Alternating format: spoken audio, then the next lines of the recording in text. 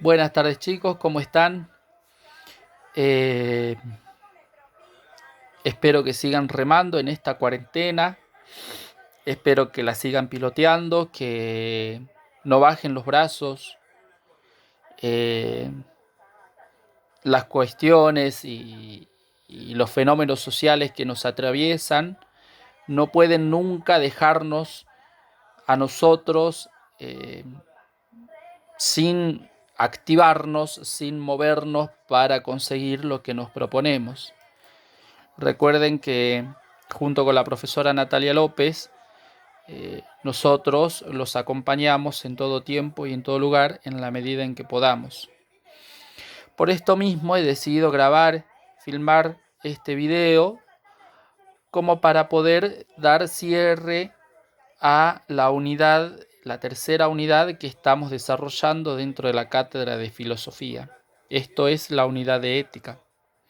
Me parecía importante que ustedes puedan tener una explicación oral, digamos, desde la palabra propia del docente sobre todo lo que vamos desarrollando dentro de esta tercera unidad. Recordemos que ya transitamos la primera unidad en donde vimos introducción a la filosofía, la segunda unidad en donde vimos un poco de antropología filosófica y esta tercera unidad en donde estamos desarrollando todo aquello que atañe a los problemas éticos. Además debemos recordar de que dentro de esta unidad ya hemos hecho una especie de introducción a la ética en donde hemos fijado el objeto de estudio de la ética, ¿no? La disciplina filosófica de la ética se va a buscar o va a tener como objeto de estudio justamente el de poder estudiar la moral, ¿no? Y la moral entendida como las praxis o las costumbres de un pueblo o de un individuo, ¿no?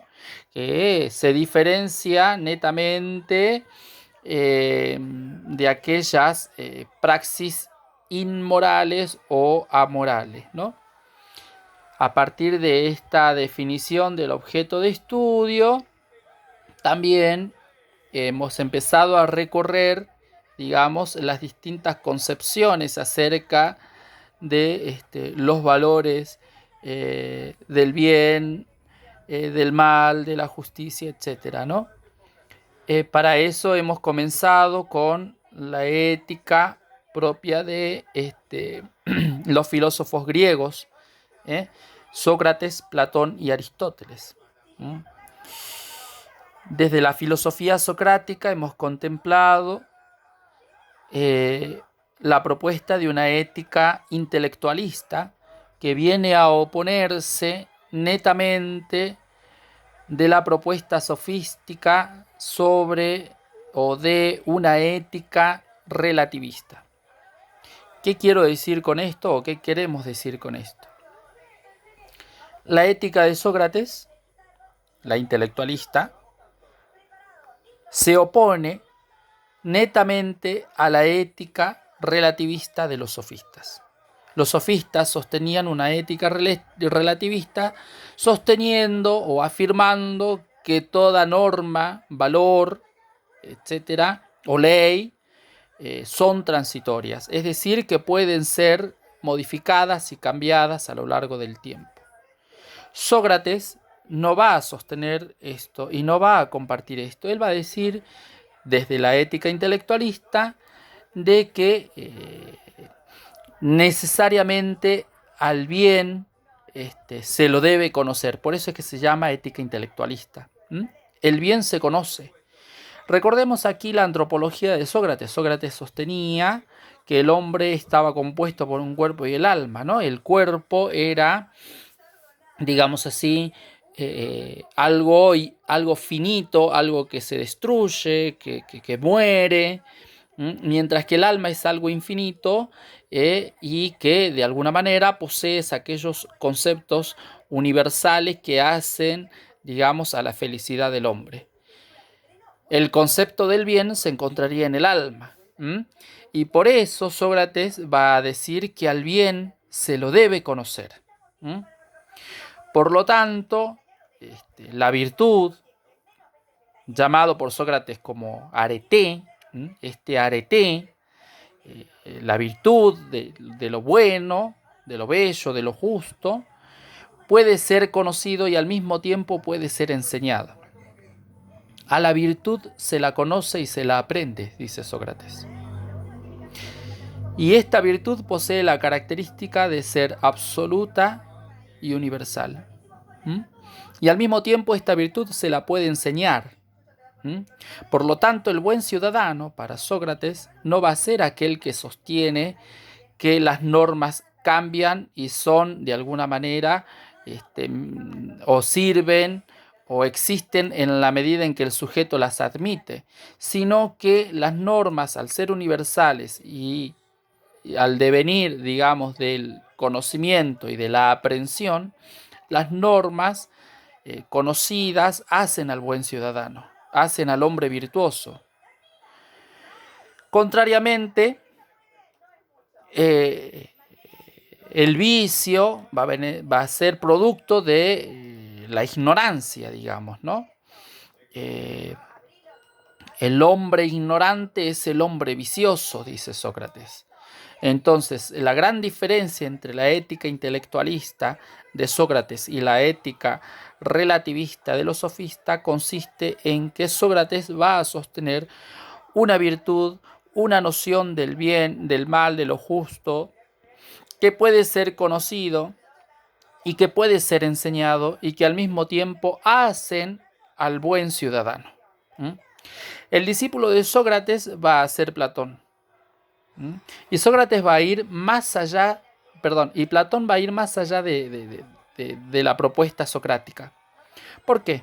Porque Platón no solo va a sostener la universalidad, digamos, de los valores, sino que va a netamente relacionar a la ética con la política. La ética va a estar ligada a la política. ¿Por qué? Porque la polis, para Sócrates, recordemos que la polis eran los pequeños estados griegos, la polis para Platón viene a ser como el lugar en donde se debe cultivar la vida moral, donde se debe cultivar la ética. Por lo tanto, no puede, dice Platón, desvincularse a la ética de la política. ¿Y cómo es que va a vincular la ética con la política? Partamos desde su noción antropológica. Para Platón, recordamos, igual que a Sócrates, el hombre era un compuesto de cuerpo y alma, nada más que el cuerpo venía a ser como la cárcel del alma y el alma estaba como atrapada dentro del cuerpo. Y que a través del conocimiento el alma podría, digamos, liberarse de este mundo sensible para volver al mundo inteligible. El alma, para Sócrates, estaba compuesta por tres partes: razón, voluntad y apetito. La razón, o la parte del alma racional, va a venir a cultivar la virtud de la prudencia. Y la virtud de la prudencia es propia de los gobernantes. Para Sócrates, el cultivo racional de las cosas te va a llevar a, de alguna manera, a vivir o a llevar una vida prudente.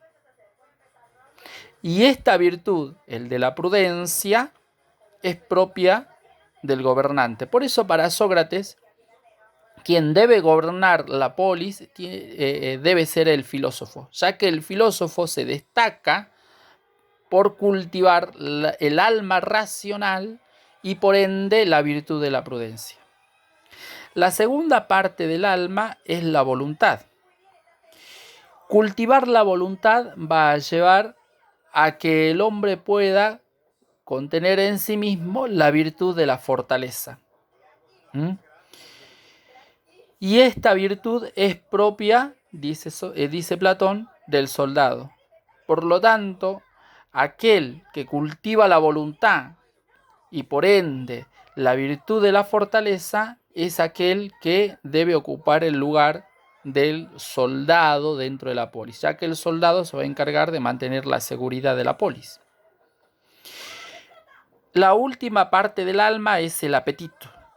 El apetito, es decir, el deseo, cultivar, digamos, el refreno, cultivar el control del apetito va a llevar a que el individuo pueda desarrollar la virtud de la templanza. La templanza justamente consiste en esto, en poder controlar los deseos. Y esta virtud de la templanza es propia de los artistas y del resto de los pueblos, del pueblo, ya que recuerden que el pueblo y los artistas eran los encargados de mantener económicamente a la polis. Entonces, el ciudadano tenía que ser capaz de refrenar sus deseos subjetivos, controlar sus deseos subjetivos, sus apetitos subjetivos, con tal de que el pueblo o la nación pueda crecer económicamente. Es como cuando se nos decían a partir de un gobierno determinado de que teníamos que ahorrar, digamos, energía y en el invierno no prender la estufa, que el pueblo en sí mismo se ahorre de no prender, digamos, el aire acondicionado, etcétera, ¿no? ¿Qué dice Platón?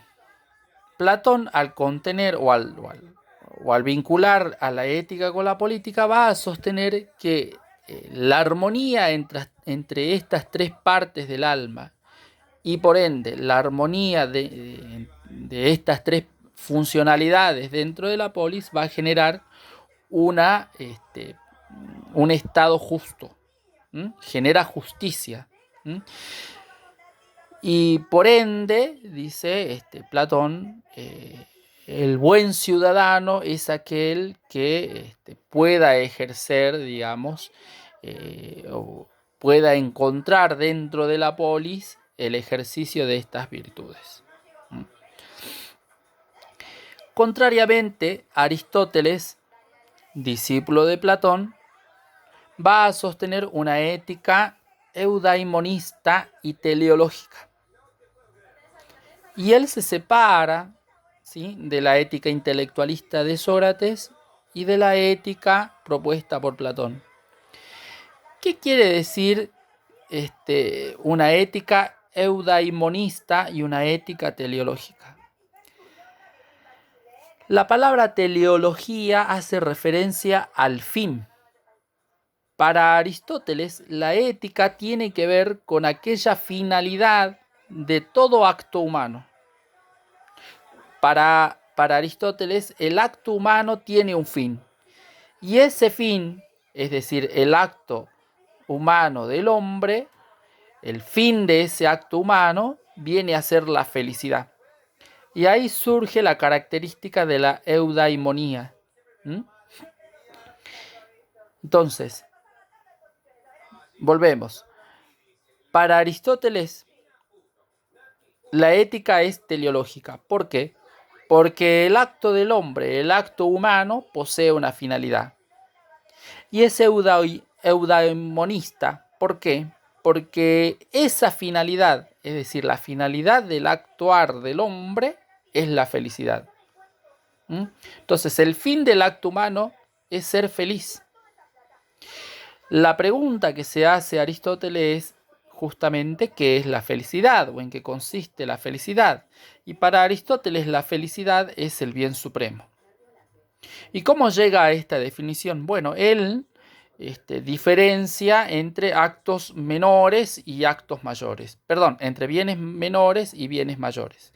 Los bienes menores son aquellos bienes que causan un determinado bien al hombre, pero que tiene una fecha de caducidad.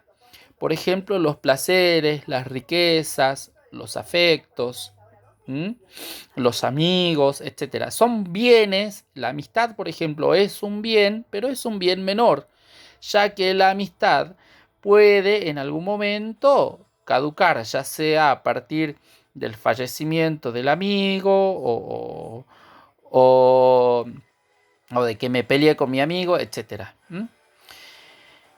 En cambio, el bien mayor o el bien supremo es un bien que posee características de universalidad, de infinitud, es decir, que no se acaba. Este bien supremo es conseguido, dice Aristóteles, a partir de la vida teorética o contemplativa, es decir, a partir de la racionalización del conocimiento, y se llega a partir de la práctica de la virtud. Y aquí Aristóteles va a separar entre virtudes intelectuales o dianoéticas y virtudes éticas. Las virtudes intelectuales o dianoéticas hacen referencia a aquellas virtudes que se aprende a través de la actividad racional. Y las virtudes éticas son aquellas virtudes que se sostienen a partir del encauzamiento de las pasiones. Es decir, son aquellas pasiones que se encauzan desde el conocimiento racional. Les doy un ejemplo como para que puedan comprender un poquitito más. Yo sé, por ejemplo, que comer chocolates hace mal. Comer mucho chocolate me hace mal. Entonces, eso es lo que yo sé a partir del cultivo de la ética, dianoética, digamos, intelectual, de la virtud intelectual. Entonces yo llego al conocimiento, comer mucho chocolate hace mal, ¿está? Me hace mal. Ahora, la virtud ética va a consistir en saber comer chocolates en un determinado tiempo y en una determinada medida. En poder controlar esta pasión que me enloquece, que me tiene, conmovido, digamos, que es mi locura por el chocolate, poder contenerme y poder encauzar ese deseo de comer mucho chocolate hacia la práctica de una virtud ética, que es la de poder comer chocolates de manera moderada. Por eso es que Aristóteles, a partir de esta noción y la separación entre virtudes dianoéticas y virtudes éticas, va a llegar a la definición de que la virtud no es otra cosa que buscar el punto medio entre dos extremos, entre el exceso y el defecto. Siguiendo con el ejemplo del chocolate, no es virtud, dice Aristóteles, comer demasiado chocolate, porque me hace mal, ¿sí? Eso es propio de un hombre que es vicioso. Tampoco es virtud no comer chocolate. Eso también es propio de un hombre vicioso. El hombre virtuoso es aquel que come el punto o la justa medida del chocolate. Come una barra de chocolate y no más, porque sabe si come 2 barras le hace mal. Entonces, la virtud es el punto medio entre dos extremos, entre el exceso y el defecto. Yo no me puedo volver un antichocolatero porque el chocolate me haga mal. Eso es propio de un tipo vicioso, ignorante. Tampoco puedo ser aquel que, sabiendo que comiendo mucho chocolate se enferma, va y come 2 o 3 cajas de chocolate. Eso es propio de un tipo vicioso. Entonces, buscar el punto medio entre dos extremos es es la virtud que hace a un hombre que vive la felicidad. ¿Cuál es la condición para poder vivir la virtud? Al igual que Platón, Sócrates va a decir la polis. Entonces, el hombre bueno es el buen ciudadano. Ese es el hombre bueno. ¿Quién es el hombre bueno? El hombre bueno es el buen ciudadano. Y el buen ciudadano es el que cultiva la virtud. La virtud entendida como el punto medio entre dos extremos. Y se llega a esa virtud a partir de las virtudes dianoéticas o intelectuales y las virtudes éticas. También esto en referencia a los tres grandes de la Grecia antigua. También hemos visto, y eso hemos visto en la clase anterior, si es que no me equivoco, las propuestas de la ética estoica y epicúrea. Los estoicos y los epicúreos pertenecían o eran escuelas diferentes y opuestas filosóficamente entre sí. Los estoicos, por un lado, van a sostener la creencia del orden universal de las cosas. Para ellos hay un determinismo, hay un orden universal de las cosas. Mientras que los epicúreos van a sostener, no hay ningún orden universal de las cosas. Entonces, ¿qué van a decir los estoicos? Vamos a ir viendo. Los estoicos van a decir, hay un orden universal.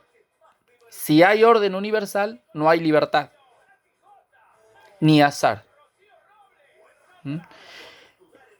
Por lo tanto, el hombre no es libre para los estoicos y debe aceptar todo lo que le sucede en su contexto. Entonces, el estoico va a decir que el hombre virtuoso, el hombre sabio, es aquel que acepta su destino, no se queja, ni se deja perturbar por eso, y acepta esto y la sufre, digamos, en su existencia. Mientras que los epicúreos, al sostener la inexistencia del orden universal, van a sostener o van a afirmar la existencia. Para ellos no va a existir el destino. Hay libertad, el hombre puede elegir, van a decir los epicúreos. Por lo tanto, el hombre debe buscar disfrutar de esta vida. El hombre virtuoso, dicen, o el hombre sabio, es aquel que sabe complacer sus placeres. Y más virtuoso y más sabio va a ser aquel que pueda disfrutar de placeres más duraderos y estables que contribuyan a la paz de su alma. Entonces, la gran diferencia entre los estoicos y los epicúreos está en que para los estoicos el hombre debe aceptar lo que le toca vivir, mientras que para los epicúreos el hombre puede reconstruir, puede elegir, puede buscar el mayor placer o el placer más duradero con tal de vivir en paz en su alma. Y por último, habíamos visto también, y ya con esto voy cerrando el primer videito, la ética cristiana. Recordemos acá que el cristianismo va a sostener una antropología particular, ¿no? Acordemos que ellos sostenían al hombre como imagen y semejanza de Dios, ¿no?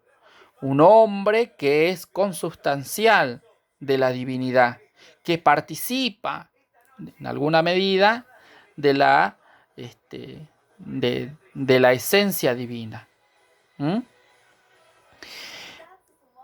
Para los cristianos, por lo tanto, el hombre, al ser imagen y semejanza de Dios, va a buscar o va a encontrar la felicidad en Dios.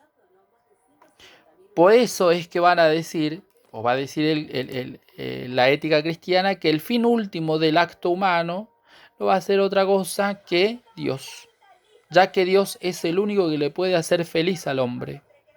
Para ello va a tener que cultivar las virtudes cardinales y las virtudes teologales. Las cardinales como la prudencia, la fortaleza, la templanza y la justicia. Estas virtudes, que son las cardinales, hacen a las relaciones entre los hombres.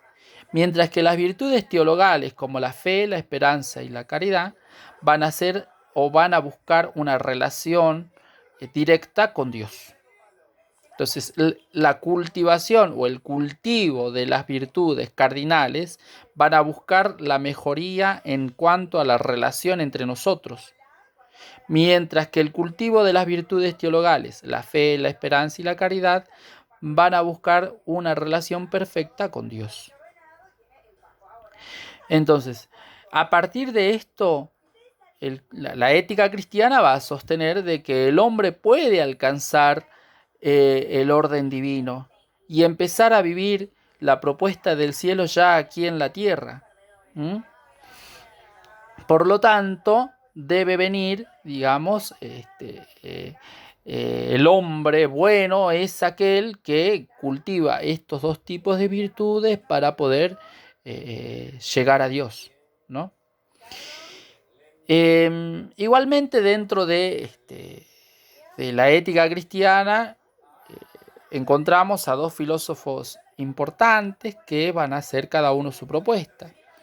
San Agustín, que va a cristianizar a Platón, toda la ética de Platón también la va a cristianizar, nada más que va a proponer como herramienta esencial para llegar al cielo o para llegar a Dios, a la ascesis. La ascesis es la herramienta que va a elevar al hombre al mundo místico, que es la felicidad suprema. ¿Qué es la ascesis? La ascesis es la capacidad que tiene el hombre de prohibirse de algunas cuestiones que lo alejan de Dios. Mientras que Santo Tomás, que va a cristianizar a Aristóteles, va a sostener que el fin de todo acto humano es la felicidad suprema, que es el bien supremo, si este bien supremo es Dios. Para Santo Tomás, todo acto bueno es aquel acto que nos acerca a este bien supremo, a Dios. Y este acto bueno, o la repetición del acto bueno, va a generar un hábito, y el hábito es la virtud. Entonces, ¿qué es una virtud para Santo Tomás? La virtud para Santo Tomás es la praxis o el hábito de actos buenos, y los actos buenos son aquellos actos que nos llevan a Dios. El acto malo, por el contrario, es aquel que nos aleja de Dios. Y esto hace, dice Santo Tomás, al vicio. Bueno, hasta aquí un poco la explicación más o menos de lo que vamos viendo hasta el momento. Ahora, en un segundo video voy a explicitar las otras éticas que nos toca ver hoy. La ética moderna y la ética contemporánea. Bueno, espero que si tienen alguna duda o les ha quedado alguna duda sobre esto, se comuniquen conmigo, tienen para mandarme un WhatsApp, etc. Nos vemos en el segundo video.